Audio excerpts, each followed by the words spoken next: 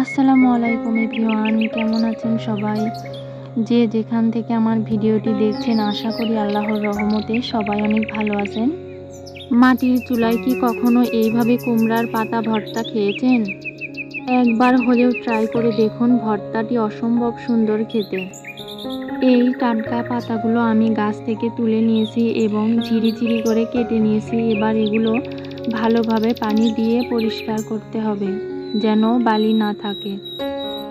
এই কুমড়ার পাতাগুলো আমি ভালোভাবে ধুয়ে নিয়েছি, দেখুন কতটা পরিষ্কার হয়েছে।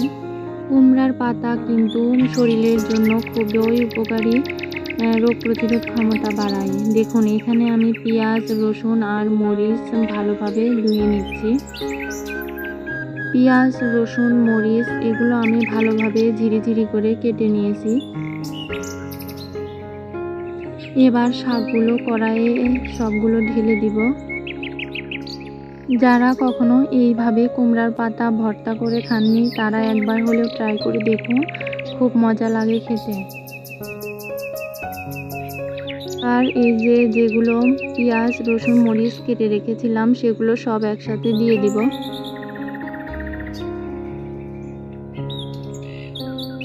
এর ভিতরে এখন দিয়ে দিব হলুদ আর লবণ।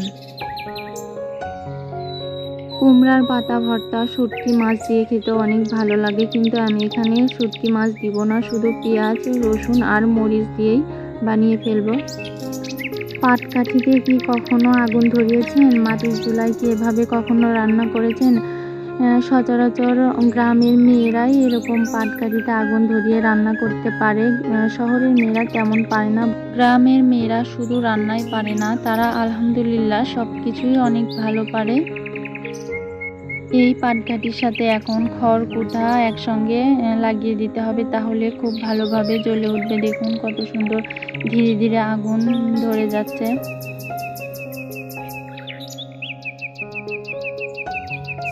শাকগুলো এইভাবে ভালোভাবে নাড়াচাড়া করে পানিগুলো শুকিয়ে নিতে হবে, যেন কোনো পানি না থাকে।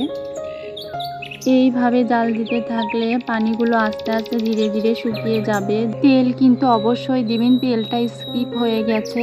এরকম হয়ে যাবে, এখন এটি ভর্তা করার উপযোগী। পাটায় বেটে ভর্তা করলে অসম্ভব মজা লাগে খেতে। যারা এইভাবে ভর্তা বানিয়ে খাননি, তারা একবার হলেও ট্রাই করবেন। ভিডিওটি ভালো লাগলে অবশ্যই সাবস্ক্রাইব করে রাখুন চ্যানেলটি, লাইক করুন, কমেন্ট করুন। দেখুন ভর্তাটি কেমন লোভনীয় লাগছে, গরম ভাতের সাথে জমে যাবে। আজ এ পর্যন্ত, ভালো থাকবেন সবাই, আল্লাহ হাফেজ।